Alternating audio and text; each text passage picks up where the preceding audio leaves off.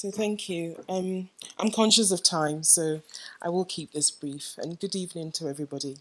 Um, I'm seriously very inspired to be here today, and I'm honoured as well that the UN Foundation reached out to us and to me particularly to share my story. Um, Events happen to us in our lives, and they can be very impactful, and they can shape our lives in an enormous way. And my story is such. In 2013, I was younger and pregnant with my third child. It was a normal pregnancy, no complications, nothing to worry about except the excitement of having a new baby. We lived in the UK then, and my origin is in Ghana, in West Africa. So we took a trip over Easter to go and visit my family in Ghana. Whilst we were there, 2 weeks into, I was about 24 weeks when we arrived in Ghana, and 2 weeks into the pregnancy, I had what they called, basically I had abnormal contractions, and I was losing Leica. So I was I was hospitalized for I suppose about 5 weeks in all. It wasn't a fantastic hospital experience. We kept wanting to go back to the UK, and we were told in no uncertain terms that if we tried to move me, it would be a terrible situation for myself and the baby. So we stayed. The result was that I had a baby girl, a precious, beautiful baby girl called Teji, at 31 weeks plus 5.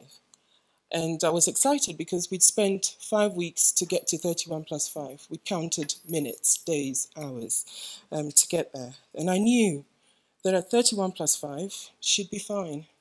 You know, she'd survive and we'd go back to England. So she was healthy. She was in a neonatal intensive care unit of about 20 beds. She was in a cot. I always call it a cot because it wasn't an incubator. It was an incubator that didn't work. And basically she was in there. She had no interventions at all except a fluorescent light over her because she had jaundice. And we even intervened at that time because the lights were just over her face and nothing was covering her eyes. We had no UV filters, nothing. And it was harrowing for us because we were researching, we knew what should be happening and nothing was happening and we were powerless to make any difference. I remember I would have to express milk to give her twice a day. And if my husband followed me for the evening visits, he'd be told off, why are you here? You know, there's not enough space. What are you doing here? That's not necessary. So we weren't encouraged. There wasn't anything around nurturing the mother or even encouraging the mother to be part of the baby's growth or even knowing what was happening from day to day. But by some miracle, we got to 16 days in NICU. And I was told in the morning that she'd increased her feeds. So you can imagine, I knew it was going to be over, you know. So I went back in the afternoon to give her second feed and walked in and the incubator wasn't there. And I had a weeping nurse holding my clothes, holding my head, hands, saying sorry. And I couldn't work out what was wrong. But what had happened was a 20-bed NICU was being manned by a nurse and a qualified nurse and a nursing assistant, totally inadequately resourced. My baby had been feeding, and another baby had an emergency, so she had put her instinctively down to look after the other baby, and came back and she choked on her food, so she'd asphyxiated.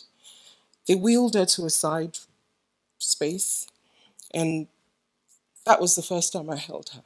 I hadn't held her in all the time that she was born because there was no encouragement about mothers being close to their children. This is 11 years ago, and the grief is still etched in me. It doesn't go away. And hence, following her death, we set up an organization, my sister and I, called LittleBigSouls. And basically, it's saying that we have to validate every baby that's born is valid. Every baby is a big soul in a tiny body. Every baby that comes makes an impact and is as important to society, to families, to anyone. And we shouldn't negate the fact that a baby of 26 weeks dies, or a baby is stillborn, or a baby is miscarried, that all babies count. We set up Little Big Souls really from a place of knowing. So I advocate very, very passionately for parental contact with their children while they're in NICU. I insist, and we work very hard to provide equipment, basic things around UV filters, for instance, in incubators for babies. We go through a lot of effort in our parental support program to give counseling for mothers. We encourage fathers to be part of this. Kangaroo Mother Care is a huge move for us because that ensures that we maintain contact with our babies, and we do something called developmental care in the NICU, where we support neonatal care teams in training, in best practice, in just basically being in tune with parents of babies. Because remember, when we go home, you go home with your baby. You do not go home with the neonatal nurse. You do not go home with a doctor. So basically, mine is just one story. And there are hundreds of stories like mine. But then I guess the hopeful situation is that there's also thousands of stories unlike mine which have positive outcomes, and that's what we fight for. And so I just want to leave this forum basically with a story that is sad in itself, but came out positive for us and is a gift to us, and explains why we do what we do. And so being part of making positive stories happen becomes the mission and the focus of my life.